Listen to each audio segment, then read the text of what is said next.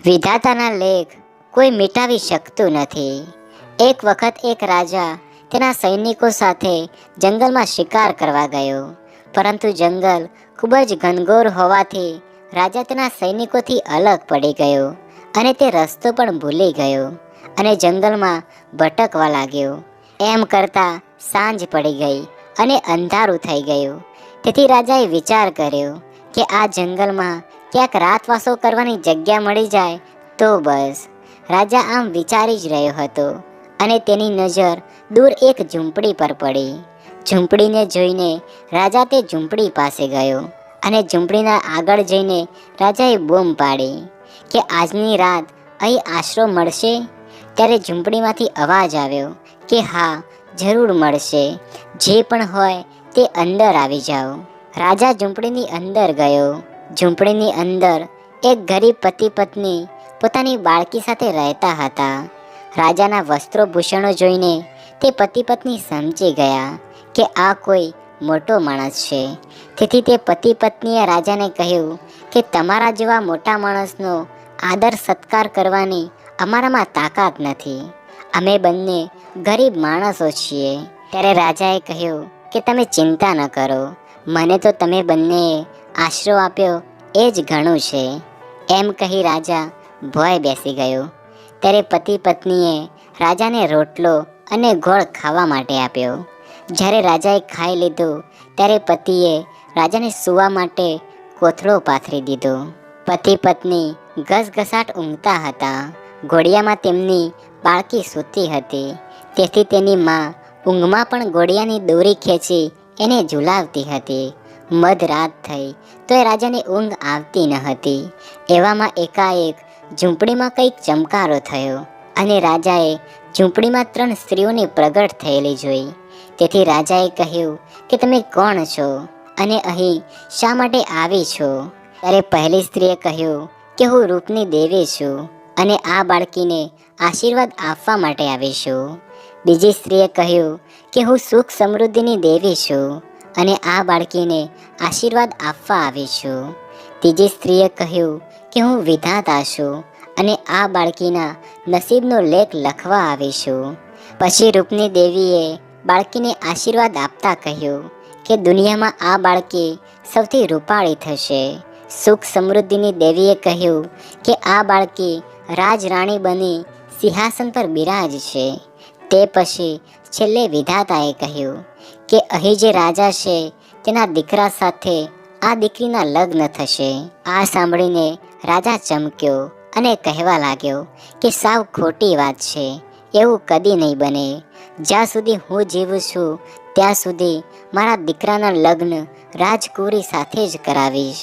પણ રાજાના આ શબ્દોનો જવાબ દેવા કોઈ ત્યાં હાજર ન હતું. ત્રણેય દેવીઓ અદૃશ્ય થઈ ગઈ હતી.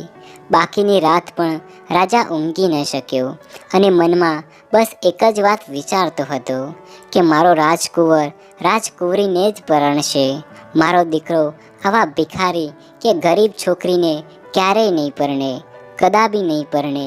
અને રાજાએ મનમાં નિર્ણય કરી લીધો કે મારે આ દીકરીને મારી નાખવી જોઈએ, જેથી વિધાતાના લેખ ખોટા પડે અને મારા દીકરાના લગ્ન રાજકુંવરી સાથે થાય.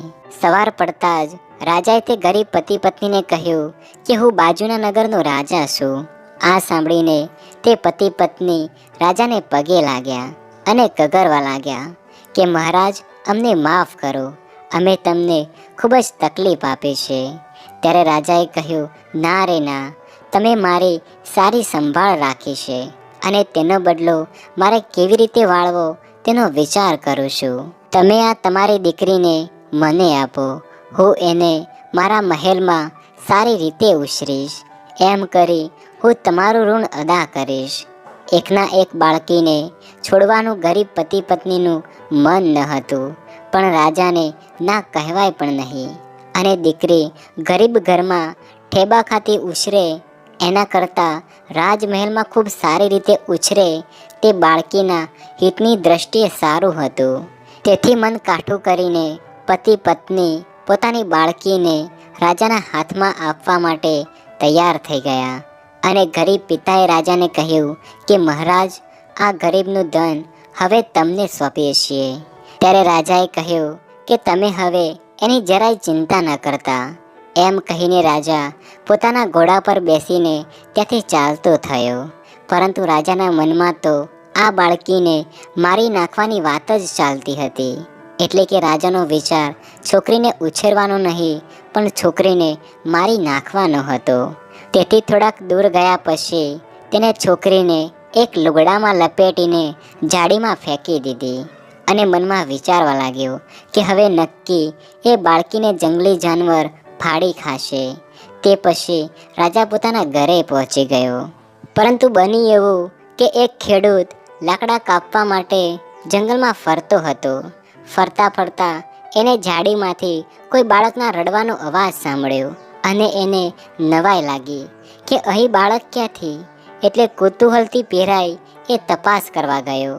ઝાડીમાં જઈને જુએ તો નાનકડી રૂપાળી છોકરી હતી. ખેડૂતને કોઈ છોકરા ન હતા, એટલે અચાનક મળી ગયેલી આ બાળકીને જોઈ એની ખુશીનો કોઈ પાર ન રહ્યો અને બધું કામ પડતું મૂકી એ બાળકીને લઈને સીધો ઘેર પહોંચી ગયો અને બાળકીને પત્નીના ખોળામાં મૂકી દીધી. ખેડૂતની પત્ની તો રૂપાળી બાળકીને જોઈ ગાંડી બની ગઈ અને કહેવા લાગી કે ભગવાને મારા પર મહેર કરી. હવે તે બાળકી ખેડૂતને ઘેર મોટી થવા લાગી. ખેડૂતે એનું નામ પાડ્યું પદ્મણી. સમય વીતતો ગયો. પદ્મણી 4 વર્ષની થઈને આંગણામાં રમતી હતી. ત્યાં એકવાર રાજા ઘોડે સવાર થઈને ત્યાંથી નીકળ્યો. નાનકડી પદ્મણીને જોઈને રાજાએ ઘોડાને ઊભો રાખ્યો અને પદ્મણીને કહ્યું કે તું કોની દીકરી છે? ત્યારે પદ્મણીએ જરાય શરમાયા વગર જવાબ આપ્યો કે મારા માતા પિતાની. એટલામાં જ ત્યાં ખેડૂત અને તેની પત્ની આવી ગયા. ત્યારે રાજાએ તેમણે કહ્યું કે તમારી દીકરી ખૂબ જ રૂપાળી છે. ત્યારે ખેડૂતે રાજાને કહ્યું કે આ બધી ઈશ્વરની લીલા છે. અમારા નસીબમાં છોકરા ન હતા, પણ ભગવાને એવું કર્યું કે જંગલની ઝાડીમાંથી મને આ છોકરી મળી. આ સાંભળી રાજા ચમક્યો અને પૂરી વાત જાણવા માટે ખેડૂતને કહ્યું કે ઝાડીમાંથી છોકરી મળી? કઈ ઝાડીમાંથી અને ક્યારે મળી? ઝાડીમાં છોકરીઓ જન્મતી હોય એવું મેં કદી સાંભળ્યું નથી. ત્યારે ખેડૂતે કહ્યું કે મહારાજ, ઝાડીમાં શું જન્મે, પણ લુગડામાં વીંટીને કોઈએ તેને ઝાડીમાં નાખી દીધેલી અને હજી પણ એ લુગડું મારી પાસે છે. એમ કહીને ખેડૂત પોતાના ઘરમાં ગયો અને તે લુગડું લઈને રાજાને બતાવ્યું અને છોકરી કઈ ઝાડીમાંથી મળી તે પણ કહ્યું. હવે રાજાને ખાતરી થઈ ગઈ કે આ પેલી જ છોકરી છે જેને મેં ઝાડીમાં ફેંકી દીધી હતી. રાજાએ મનમાં વિચાર્યું કે જો હું આ છોકરીને મારીશ નહીં તો વિધાતાના કહ્યા મુજબ આ ગરીબ ઘરની છોકરીના લગ્ન મારા દીકરા સાથે થશે, જે મને કદાપી મંજૂર નથી. કારણ કે મારા દીકરાના લગ્ન એક રાજકુરી સાથે જ થવા જોઈએ. એમ વિચારીને તે ખેડૂતને કહેવા લાગ્યો કે આવી હોશિયાર ને રૂપાળી છોકરી અહીં ગામડામાં ઉછરે એના કરતાં રાજમહેલમાં ઉછરે એ બહુ જ સારું. મારી ઈચ્છા એને મારા મહેલમાં ઉછેરવાની છે. ખેડૂત અને તેની પત્નીને આ વાત બિલકુલ પણ ન ગમી. તેથી તેમણે કહ્યું કે અમે એની ખૂબ જ સંભાળ લઈએ છીએ. ત્યારે રાજાએ કહ્યું, તોય તમારી પાસે નોકર ચાકર તો નહીં જ હોય ને? આ તો રાજરાણી થાય એવી છોકરી છે. એને એક રાણીની જેમ ઉછેરવી જ જોઈએ. તેમ છતાં પણ ખેડૂત અને તેની પત્નીએ હા ન પાડી. ત્યારે રાજાએ કહ્યું કે જુઓ, આ છોકરી કંઈ તમારી નથી. રસ્તામાંથી જડેલી ચીજ જેમ રાજ્યની ગણાય તેમ આ છોકરી પણ રાજ્યની ગણાય. રાજ્યમાં સોંપવાના બદલે તમે તેને તમારે ઘરે રાખી, એ તમારો ગુનો છે. એ ગુનાની હું તમને સજા કરી હું છોકરીને લઈ જઈ શકું છું, પરંતુ તમે મારા કહ્યા પ્રમાણે કરશો તો સજામાંથી તમે બચી જશો. ખેડૂત અને તેની પત્નીએ વિચાર્યું કે રાજી ખુશીથી નહીં આપીએ તો જોર કરીને પણ રાજા છોકરીને લઈ જશે.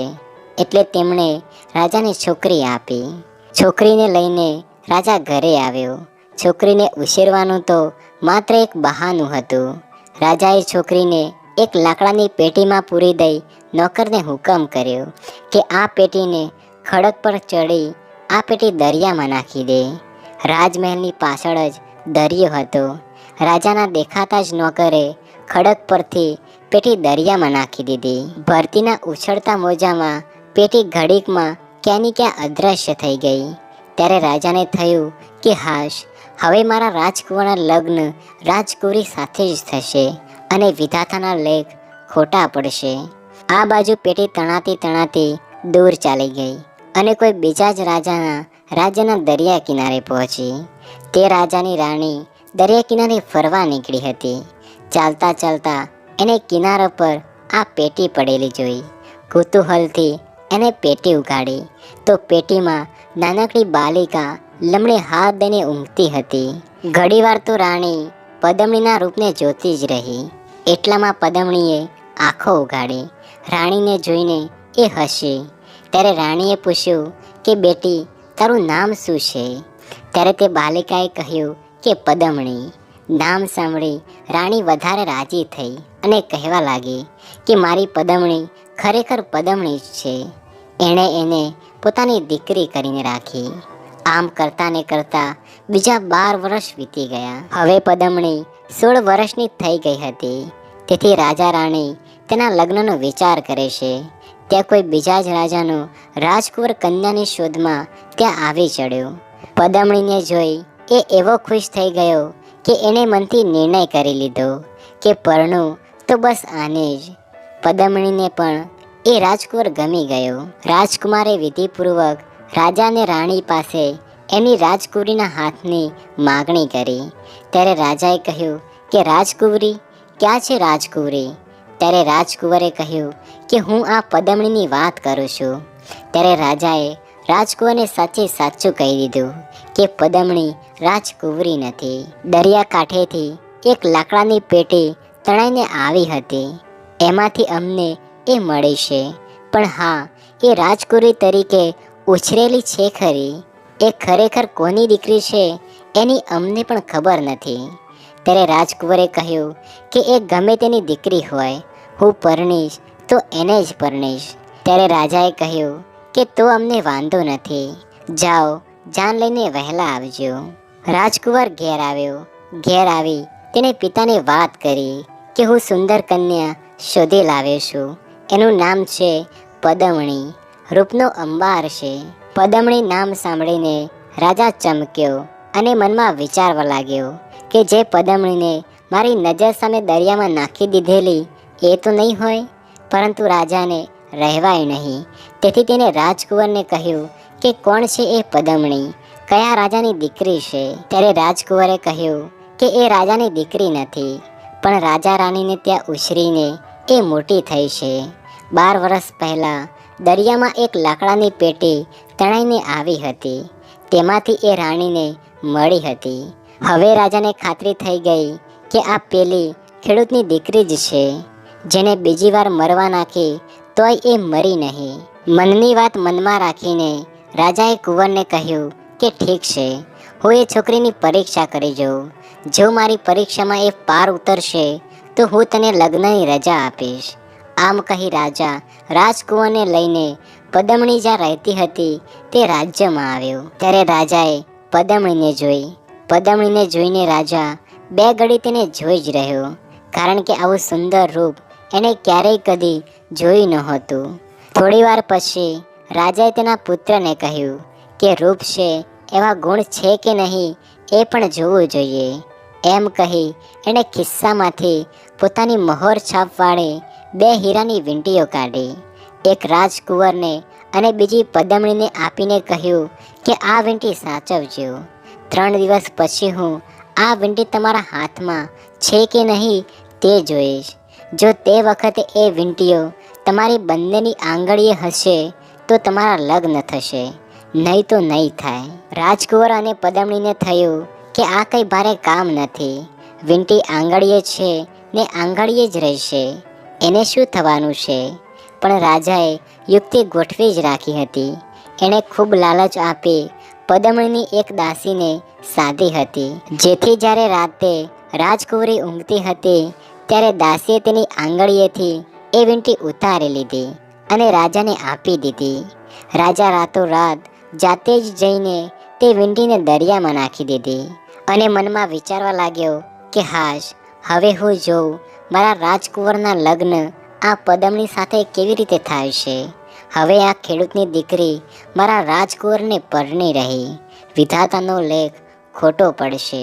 બીજે દિવસે પદમણીએ જાગીને જોયું તો આંગળીએ વીંટી ન હતી. એને ચારે બાજુ તપાસ કરી પણ ક્યાંય વીંટી દેખાઈ નહીં.